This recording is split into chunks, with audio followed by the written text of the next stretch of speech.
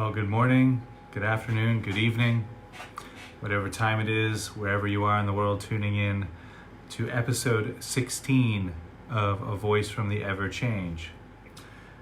Thank you for joining me. If you're returning, thank you for continuing to allow me to guide you through these meditations, through my latest book, A Voice from the Ever Change. I hope it's helping the current situation wherever you find yourself in your mind, body, and heart during the coronavirus challenge. If you're new, if you're joining just now today, thank you for joining me. Welcome everyone. Thank you.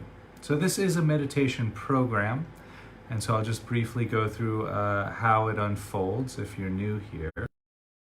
So I'll ring the bell, just like what you heard a moment ago, and then I will guide a meditation into silence. Then in the silence of meditation, I will offer a poem. This poem is from my book entitled A Voice from the Ever Change. And then I'll offer a commentary on the poem as well, also from the book. And then after that, I usually talk, I say a few words, whatever comes to mind. I'm completely improvising at that point, just off the rails, just riffing and talking, maybe about coronavirus, maybe about anything meditation related. And by the way, if there are any questions or comments about what you hear tonight or today, wherever, or what you've heard in the videos before, do send those along through Messenger or through Instagram. I will be checking those, and I'm doing a Q&A session in just 2 days from now on Sunday at the same time. So I'll be addressing any questions that I get sent over. And I already have a stack of questions that I'm working my way through, some really great ones. So that's good. I love that. Keep it up. And if anybody would like a PDF copy of the book, A Voice from the Ever Change, if you might like to read along with the poems, that's fine as well. Do send me a message with your email address. I'm happy to send out PDFs of the book as well. So some people find that helpful to read along. What I do recommend, though, is you allow the words to the poem and the commentary to guide your awareness wherever it may want to go. So treating the poem and the commentary as a part of the guided meditation. Now in the following poem, this is, by the way, poem 3 of the resting chapter, poem 4 of chapter 2, the chapter on resting.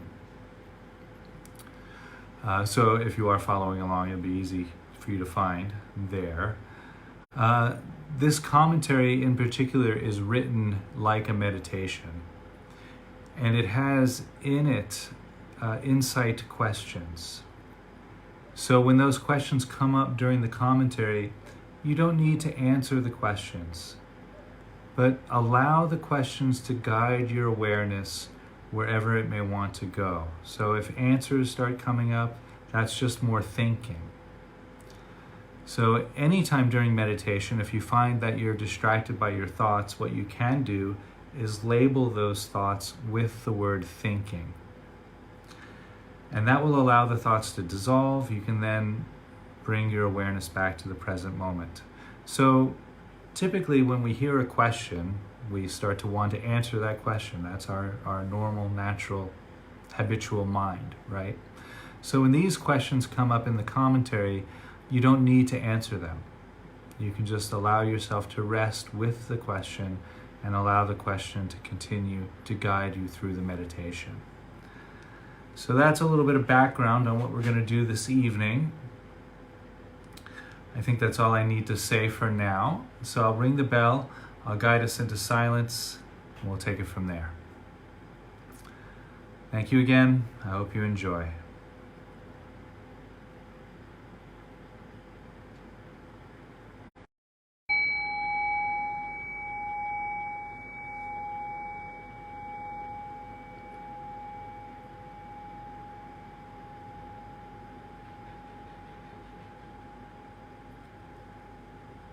So allowing the body, mind and heart to rest.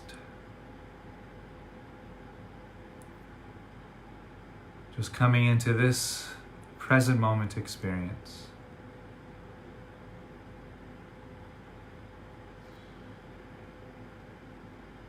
Noticing sensations of the breath as it enters and leaves the nose. There might be a cool or a dry sensation at the nostrils, or perhaps simply noticing the temperature changing from cooler to warmer as you inhale and exhale.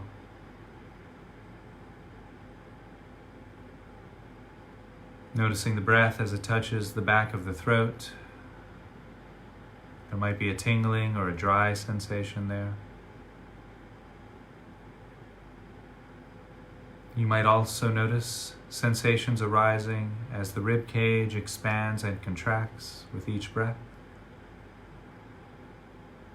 There might be sensations of clothing moving to adjust with the rising and falling of the body. Noticing the shoulders rising and falling with each breath.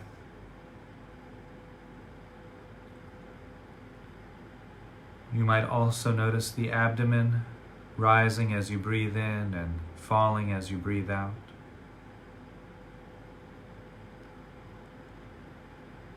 Noticing the back moving out on the in-breath and in on the out-breath. And as you breathe in and breathe out, you might also notice the body straightening up slightly on the in-breath and leaning forward slightly on the out-breath.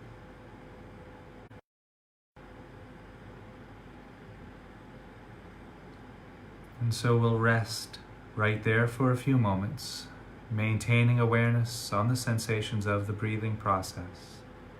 From the nose, the back of the throat, chest and shoulders and abdomen and back, and any other sensations that you might notice arising as a result of the breathing process. And just rest, breathing in and breathing out.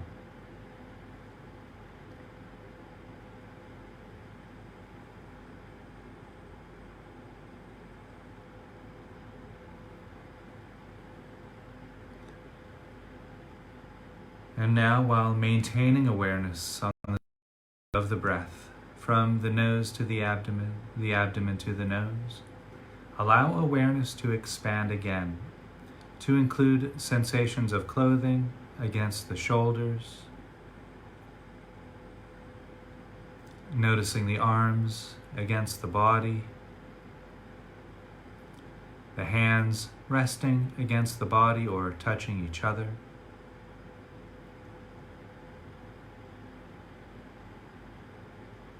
You might also notice sensations of clothing against the back.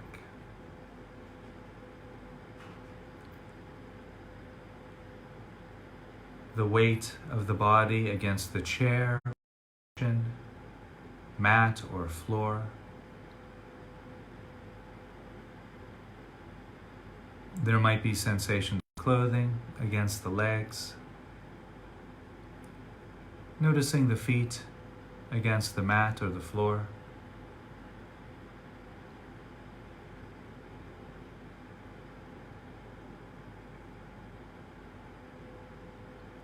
There might also be sensations arising from the face, including the lips, the nose, and the eyes, the forehead. Perhaps sensations arising from the ears, the sides of the neck. There might be sensations arising from the back of the neck and the back of the head.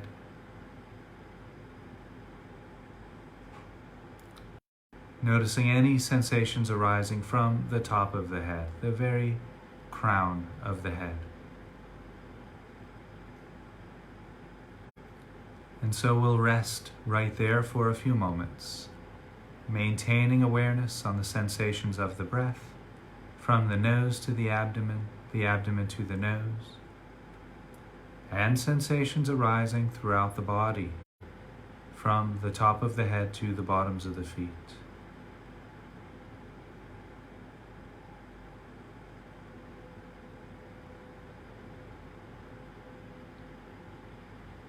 And if at any time during the meditation you become distracted by thoughts, simply label those thoughts thinking, which will allow the thoughts to dissolve, and gently return back to the present moment experience.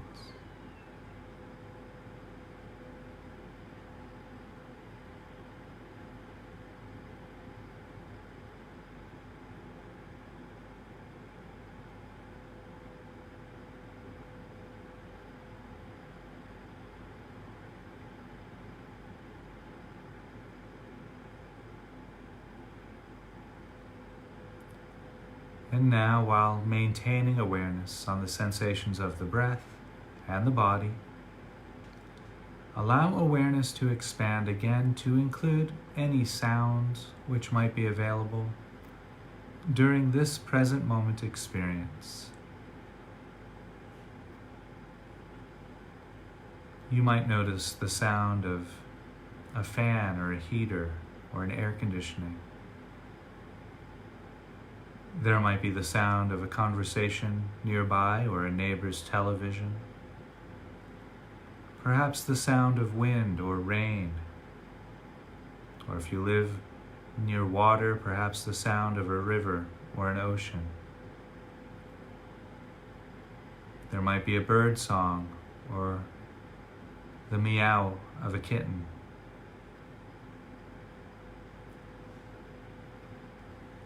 Not focusing on any one sound in particular, but noticing the entire field of sounds. Hearing all of the sounds all at the same time. As if we were listening to the universe orchestrate the soundtrack of the present moment. No sound is inherently out of place.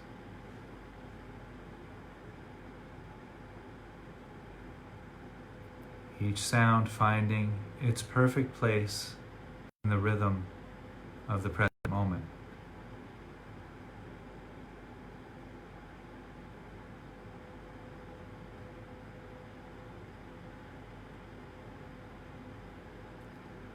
And in addition to the sounds, paying close attention to the quality of still silence within the sense of hearing.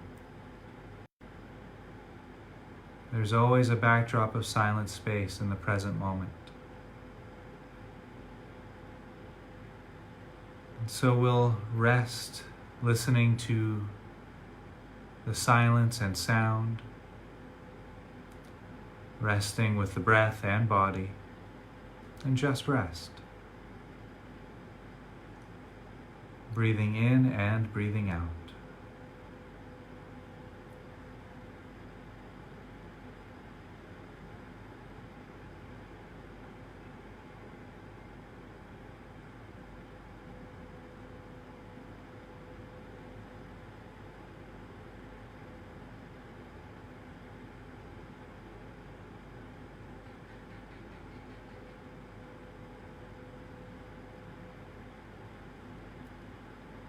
Again, allowing the words to the following poem and commentary to serve as a guided meditation, allowing the words to guide you wherever your awareness may want to go.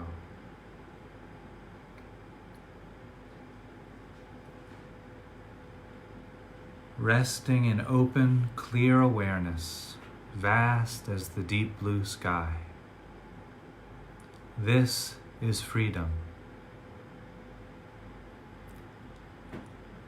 Out of this spaciousness, the thinking mind creates structures, a house of belief, a cabin of dogma, a fortress behind the walls of attraction, aversion, and indifference. Something we so easily forget is each habitat is a choice.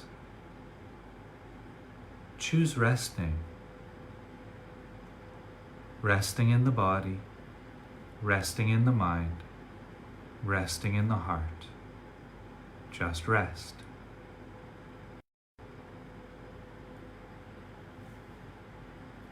The commentary. Resting right here. There is only ever just this. It is both nothing and not nothing. Only just a tacit, tasteless awareness. Each breath is delicious, yet there is no one there who tastes. Each sensation is heavenly. There is no one there who feels. A thought arises like a cloud passing through the sky. By not entertaining the thought, the cloud passes without obscuring the sky. Another thought. This thought seems a bit fluffy. Maybe I'll follow this one for a while. The clouds billow out and the spacious sky is now covered. Come back to the resting and just rest.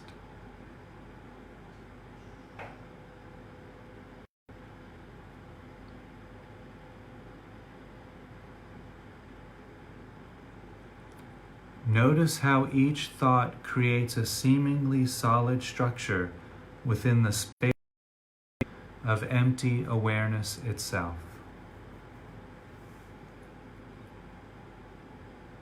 Obscuring the freedom inherent in its very nature. Some of these structures are indeed like clouds, soft, wispy, and ephemeral. They don't mean much to us. But some of these thought structures we take great care to build, reinforce, fortify, and inhabit. They take on a quality of a warm, comfortable home which we mistakenly believe will last forever.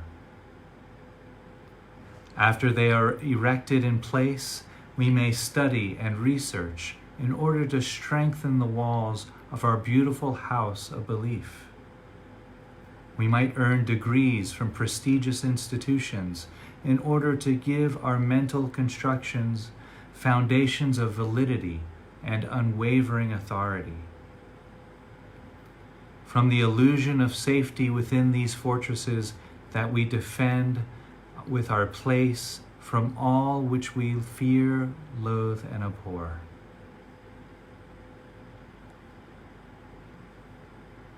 We might occasionally go on excursions to collect that which we love, but mostly we hide in our cabins of dogma and belief from all that we hate and ignoring all that we know nothing about. We seem to forget that the very structures that we love, cherish, and find our safety in come to us at a price. Namely, the hefty cost of freedom, openness, responsiveness, freshness, vitality, and creativity.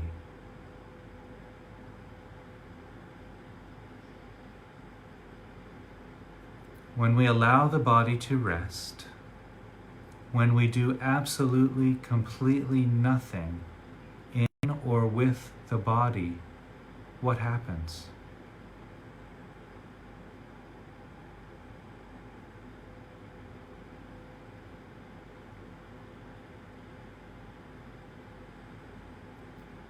You might notice the sensations of the body seem to arise and pass.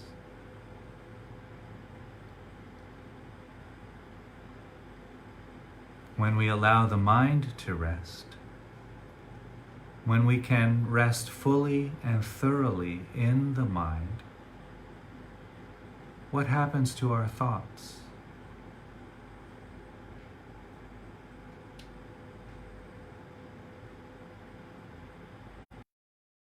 You might notice that those thoughts too seem to arise and pass.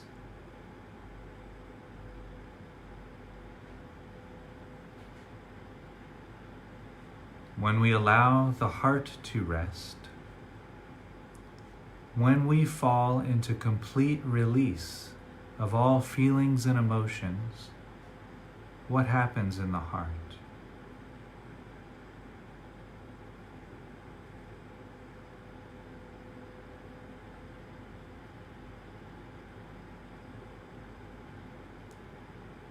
You may be as still as an undisturbed lake, as calm as a sleeping cat, as peaceful as the gentle breeze. Yet before long, you are in pursuit again, chasing that juicy dream, making a to-do list of vacations unfulfilled, or solving that one problem that has been gnawing at you for months, much in the same way a poodle might gnaw on a juicy bone. This is your golden opportunity. Recognize right at that moment how you feel.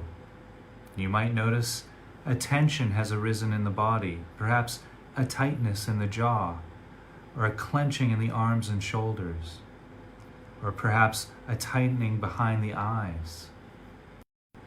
If this is so, ask yourself, what am I resisting right now? Or is resistance necessary at this very moment? Tension in the body is indicative of a resistance. In any case, this is certainly not resting. A resisting mind and a resisting body is not a resting mind and a resting body. A thinking mind is not a resting mind. Gently return and rest. One cannot be both clinging to experience and at rest at the same time. Equally true, one cannot be pushing against experience and resting at the same time.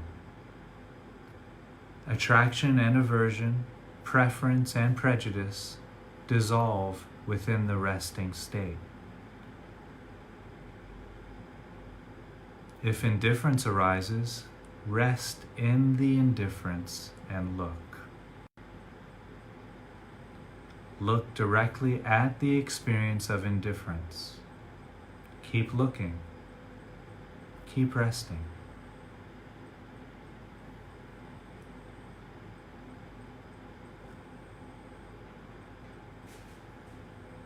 Resting in the body, resting in the mind, resting in the heart.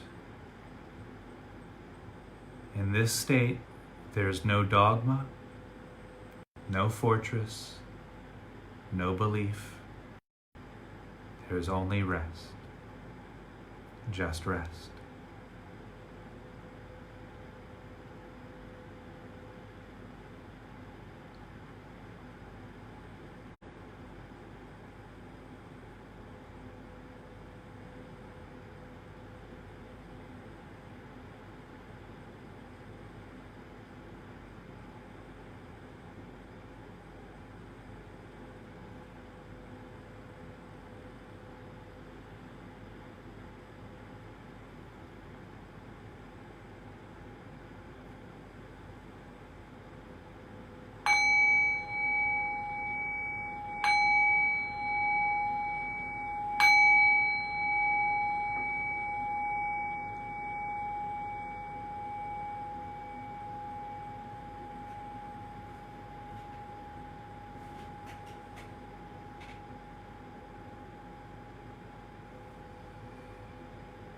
So this is, I think, my fourth or fifth poem or episode pointing directly at this resting practice, which I love so much for my own practice, and I very much enjoy teaching it.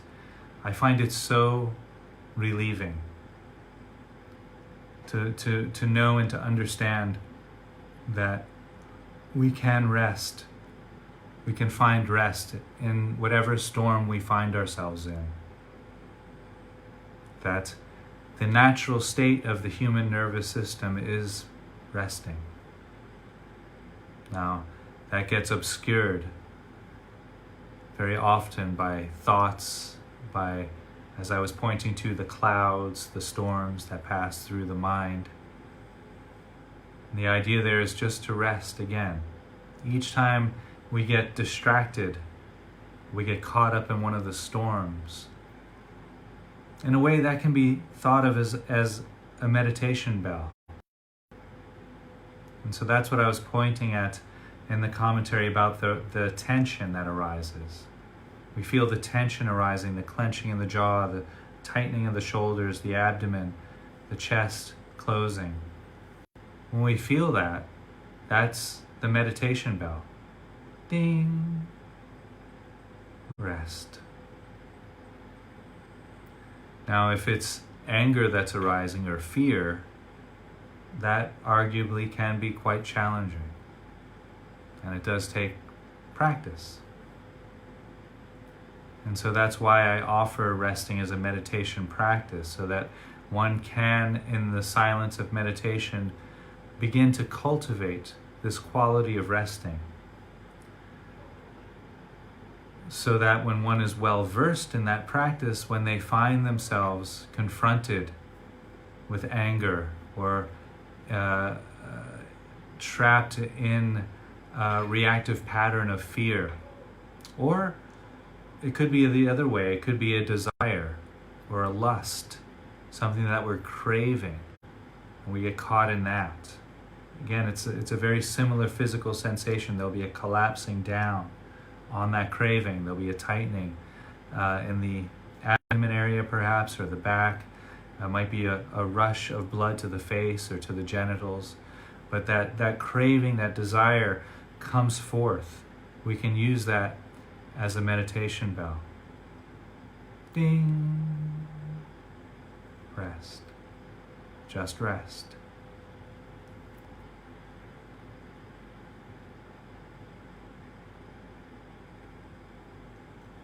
So allowing the body to be a barometer for right action.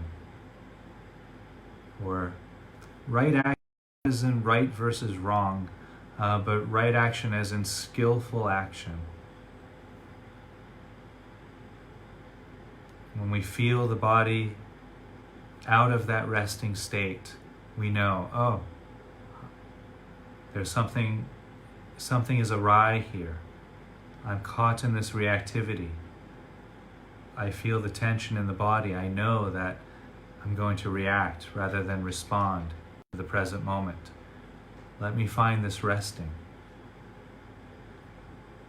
Then you might bring yourself back to the present moment by listening to the sounds, what's happening in the aural field, the sound of traffic moving by, the sound of the bird song, the sound of the music on the radio, the sound of a dog barking. Whatever sound is in the present moment, sounds are always right now.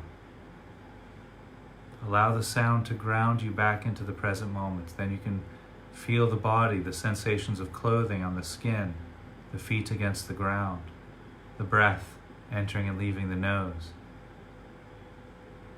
Rest. Just rest.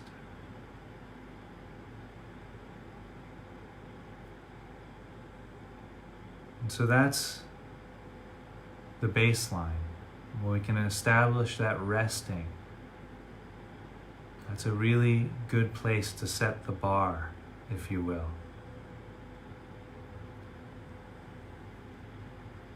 And I have found resting practice to be so helpful in the current world crisis, this COVID-19.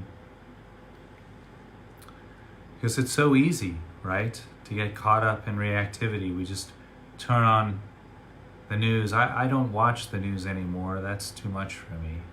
I sometimes open the CNN app on my phone and read that.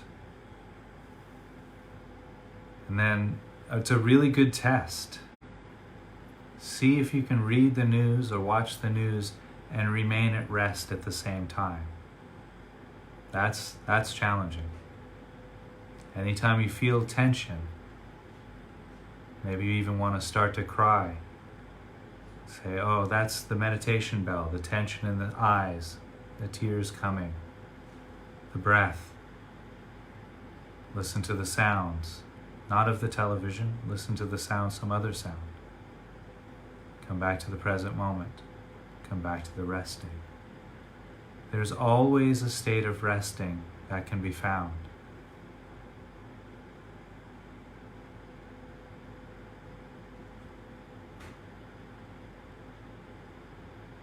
And I think of it as resting on 3 levels. You've heard me mention this before if you've tuned in before. Resting in the body, that's kind of the surface level resting. That's where we notice tension in the body. You can ask yourself, what am I resisting right now? If there's tension in the body, there's a resistance to the present moment.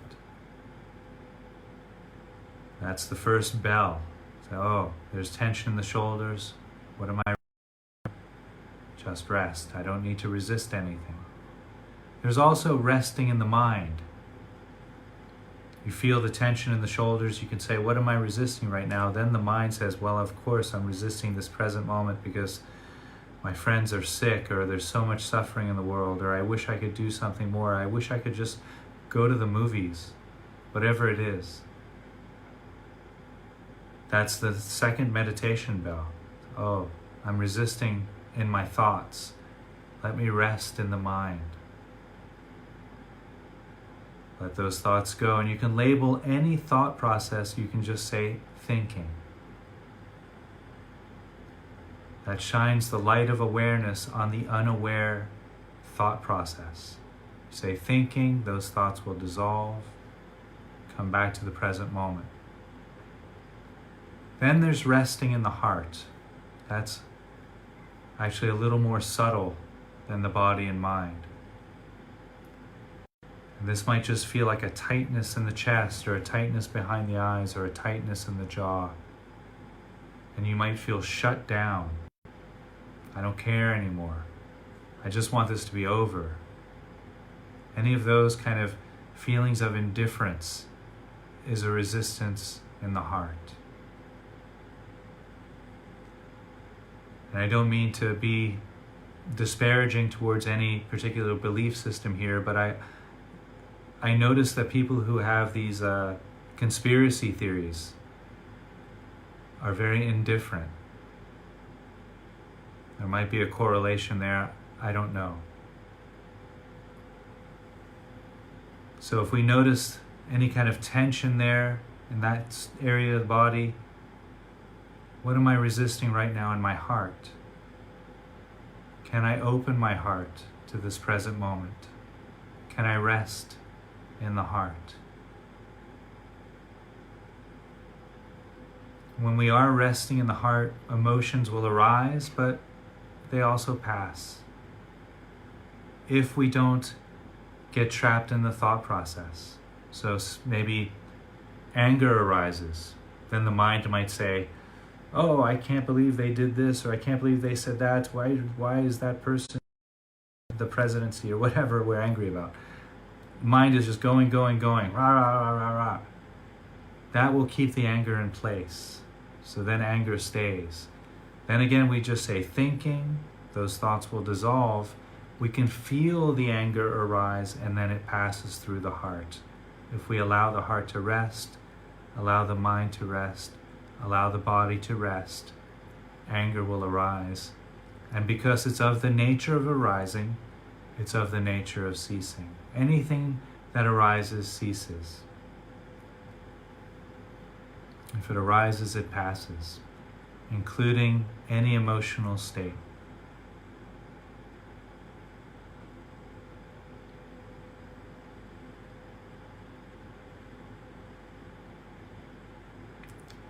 So I think that's all I want to say now, this evening, or this morning if you're tuning in the States, or this afternoon if you're in Europe. If anybody is curious about guided rested meditation practices, there are a few on my website. Please do visit that. The website is www.suchsweetthunder.org. All of my guided meditation videos are for free. So I'm not here trying to sell anything.